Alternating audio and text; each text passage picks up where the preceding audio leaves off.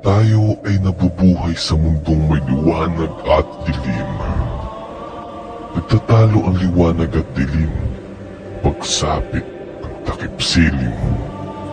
Ginawa ang ating mga mata para makakita. Pero pag kumagat na ang dilim, gaano ka kasiguradong nakikita mo sila? Ako nga pala si Six, ang maglalapit palalo sa kasagutan na inyong hinahanap.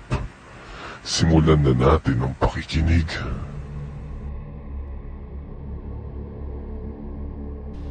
CCTV.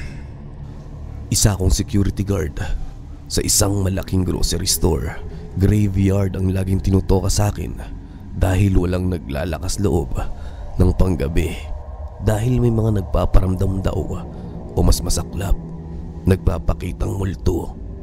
Pero baliwala lang sa akin yun dahil hindi ko pa naman nararanasan. Bukod kasi sa sanay na ako sa panggabi, hindi rin ako paniwalain sa mga sabi-sabi. Pero hanggang ako na mismo ang nakaranas. Isang gabi, ako at si Mike ang nakatoka. Siya ang nakatoka sa CCTV. Ako naman ang nagpapatrol o yung nag-iikot para i-check ang paligid. Bandang 2:00 ng madaling araw, biglang rumadyo si Mike sa akin.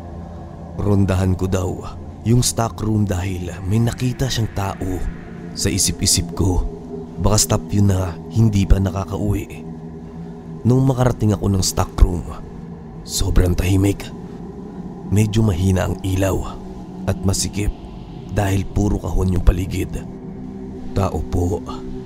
May tao po ba dyan? Ang sabi ko. Nag-aantay akong may sumagot pero wala. Rumadyo ako pabalik kay Mike para sabihin na clear, pero bigla siyang sumagot. Bravo 1. Pacheck ako ng bandang row 6, bandang dulo. May staff pa, nakatayo lang. Agad akong pumunta sa sinabi niyang pwesto pero walang tao. Clear naman dito, Alpha 1. Sabi ko kay Mike, pero hindi na siya sumagot. Pagdating ko ng CCTV room, agad kong kinumpronta si Mike para sabihin na wala naman talagang tao. Pero hindi siya umimik sa akin. Nakatingin lang siya at namumutla. Pinakita niya sa akin yung replay ng CCTV nung nagronda ako sa stock room. Sobra akong kinilabutan sa napanood ko. May taong nakatayo sa sinasabi ni Mike, pero dinaanan ko lang. Tumagos lang ako na para wala siya doon. Kung ilalarawan siya, kapareha niya yung uniform ng mga staff dito. Pero kung isusum, wala siyang mukha.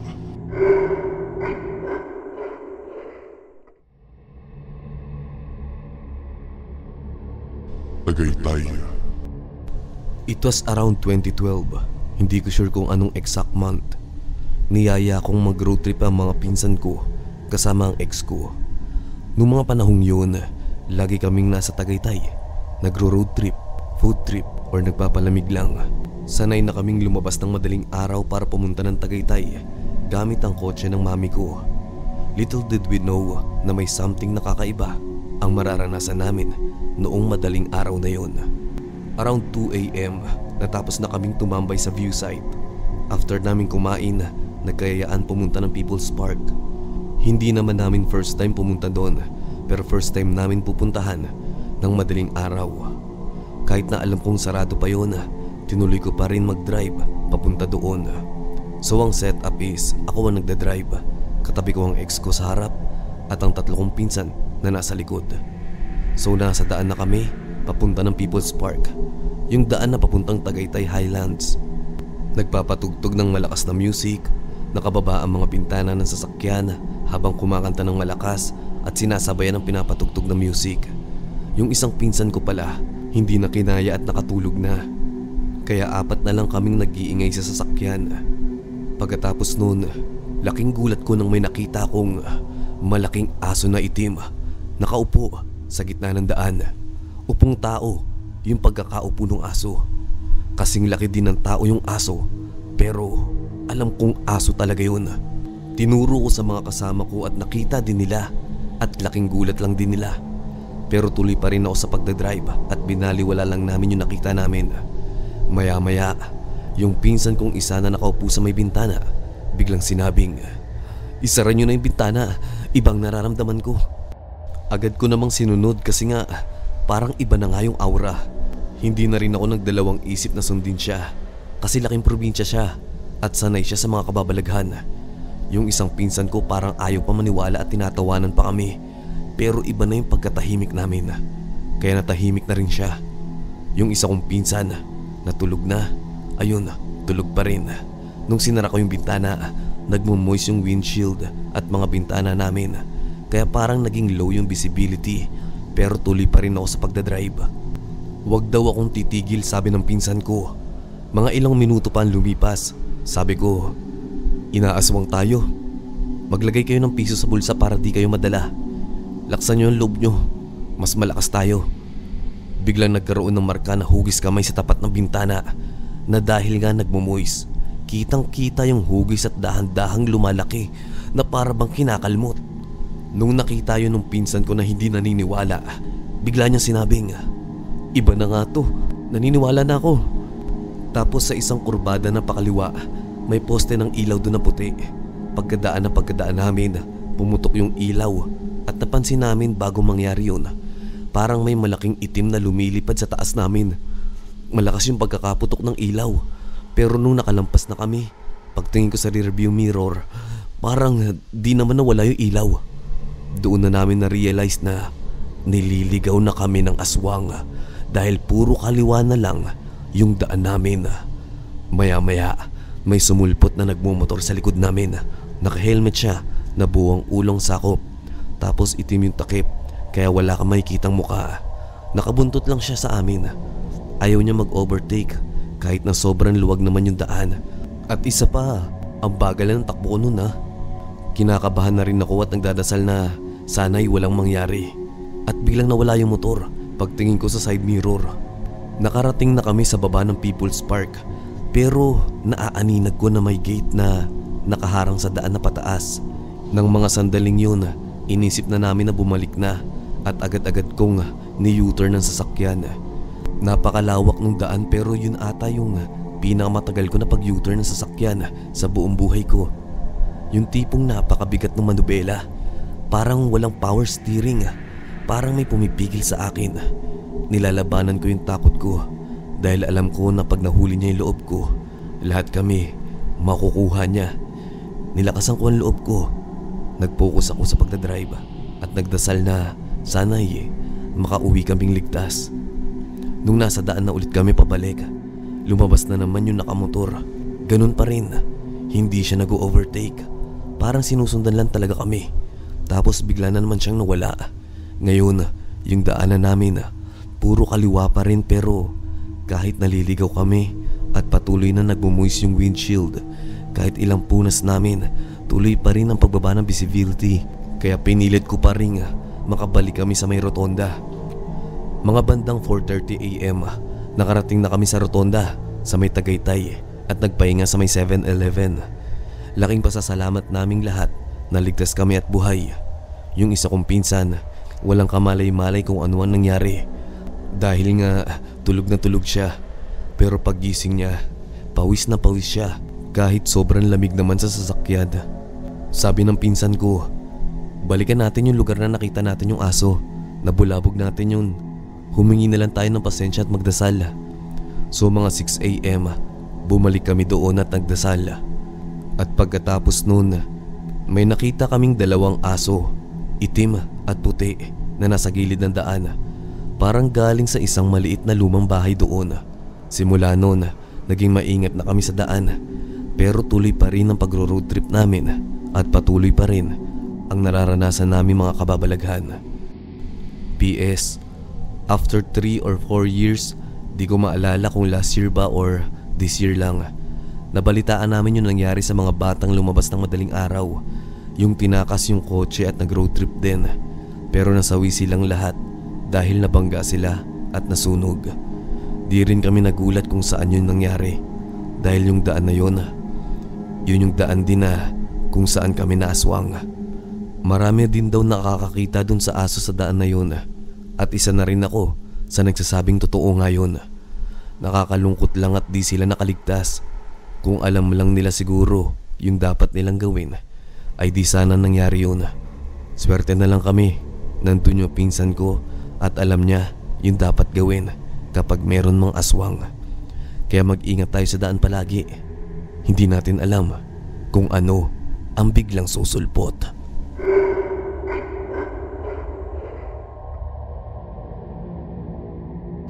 Ang abandonadong eskwelahan sa Ilocos. Ang kwentong ito ay karanasan ko. Hindi ko alam kung magiging mahaba o maikli ang istorya na to. Year 2018, umuwi kami ng tita ko at tito ko sa Ilocos para dalawin ang tatay kong nahimlay doon. Siyempre, probinsya niya yun at doon din siya lumaki. Kaya doon niya napagdesisyonan na ilibing. Habang binabaybay namin ang daan papuntang Narvacan, huminto kami sa isa sa mga eskwelahan para sana'y magpalipas ng gabi dahil alauna na din ng madaling araw. Hindi namin alam na yung eskwelahan na yun ay abandonado na pala habang nagpapalipas kami ng gabi doon. Dahil balak din namin magpatuloy sa biyahe ng mga bandang 4:00 ng madaling araw. Nakatulog agad ang tito ko at tita ko, pati na yung mga pinsan kong katabi ko sa backseat. Nang mahimbing na ang tulog ng mga kasama ko sa kotse, napalingon agad ako sa bintana dahil may isang batang kumakatok, naka-uniform, at sa pagkakaalam ko, doon siya nag-aaral sa eskwelahan na yun.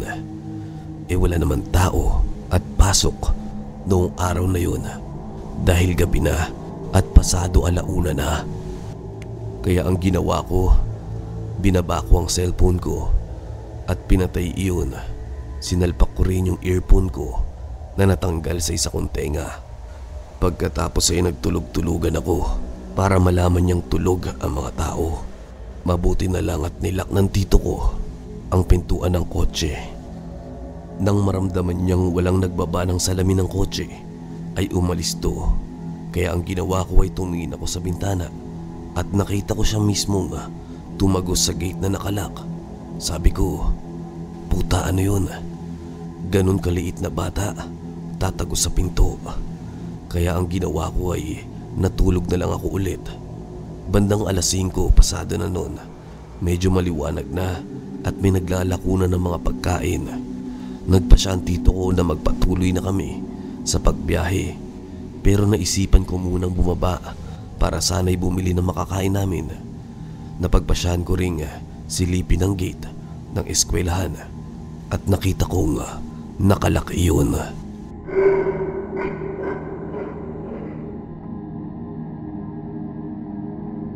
Boses. Ako at yung sister ko, mahilig kami magbiruan. Especially yung magtakutan ba na kunwari sisilip siya, then tatawag siya, something like that.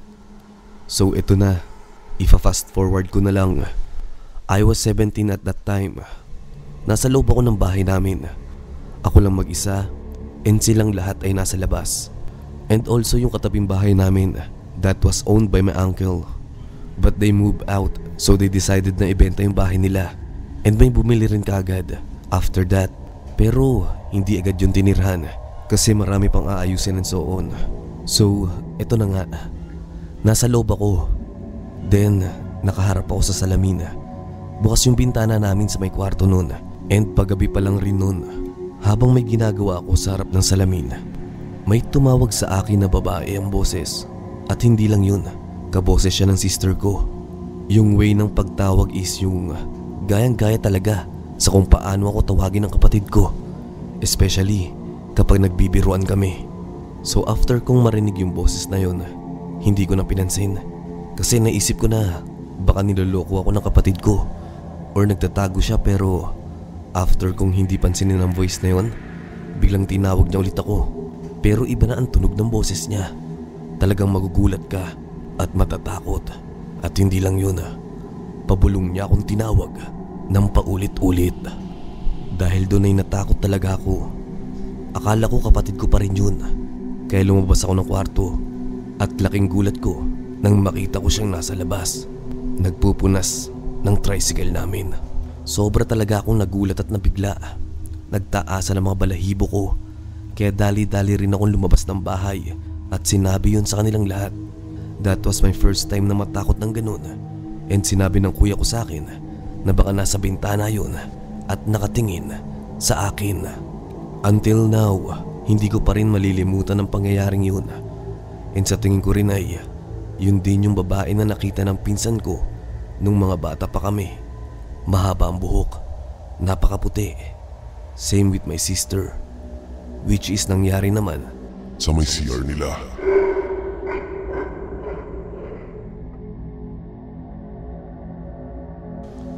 Double ganger. Hello po. Itago niyo na lang po ako sa name na Aya. Gusto ko lang i-share ang experience ko in life. Si mama ay umuwi sa probinsya namin, galing Manila. Fast forward, dinner time na namin noon at naka-ready na ang hapagkainan. Nakaupo na ang lahat at tanging si mama na lang ang inaantay. Ang kusina namin sa probinsya ay magkaiba sa mismong tinutulugan namin, pero magkadikit lang naman ito. Ngunit kinakailangan pan lumabas kung pupunta sa kusina. Pinatawag na nila papa si mama dahil wala pa ito. Sa isang direksyon, nakita namin si mama na nasa kubo namin na medyo malayo sa bahay namin. Ang kubo na yun ay nasa tabi ng malaki naming mangga at mga puno ng nyog. Madilim na doon dahil walang ilaw sa oras na yun. Nakita namin si mama na nakaupo sa kubo at nakayuko. Natatago ang mukha nito sa kanyang mga brasong nakapatong sa lamesa. Natatakot na nga kami dahil nagtataka kami kung anong ginagawa ni mama doon. Kaya naman nagpasama na ako kila ate at tita para puntahan si mama sa kubo. Nagdala kami ng flashlight para gabay sa daan. Ma, kain na raw po. Ikaw na lang hinihintay. Kinilabutan kami nang tumango lang ito at hindi umimik. Bumalik na lang kami ng kusina upang maghintay kay mama. Laking gulat namin nang may biglang lumabas ng bahay na galing sa banyo at yun ay walang iba kundi si mama. Lahat kami ay nakatingin kay mama at ikinuwento namin ang lahat ng nangyari at nagsitaasan ng balahibo naming lahat. Lalo na nang matanaw namin mula sa kusina na wala na ang babaeng akala namin kanina ay si mama.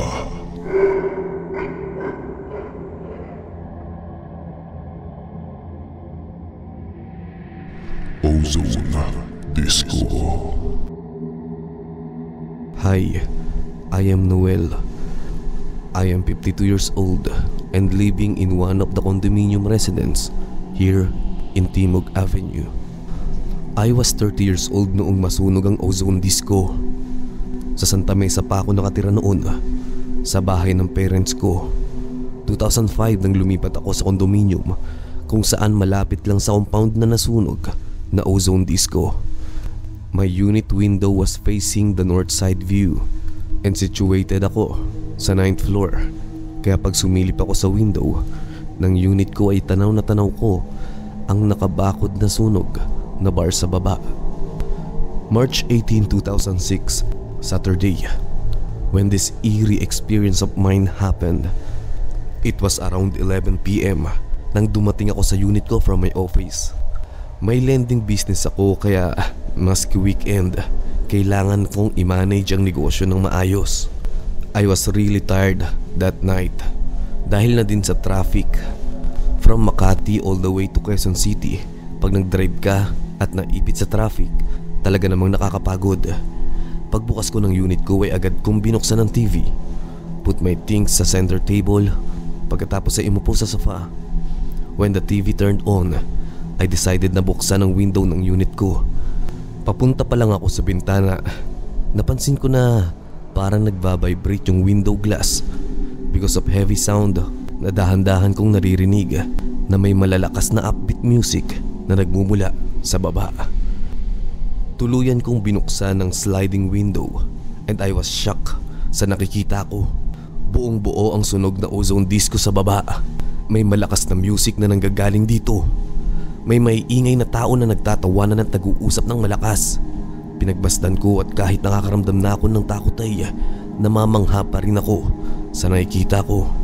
Biglang nag-flick ang mga ilaw sa unit ko at napatingin ako sa mga ilaw at sa wall clock na nakasabit sa ibabaw ng TV. 11:35 PM at sabay nakaramdam ako ng mainit. At nang lingunin ko ulit sa baba ay kitang kita ko ang isang malaking sunog sa ozone disco at nakakabinging sigawan, pagtangis at panaghoy ng tulong. Sobrang nakakakilabot pakinggan. Agad kong isinara ang aking bintana at dali-daling huminga sa aking kama. At nagtalokbong ako ng kumot at di ko na namalayan na ako'y nakatulog na.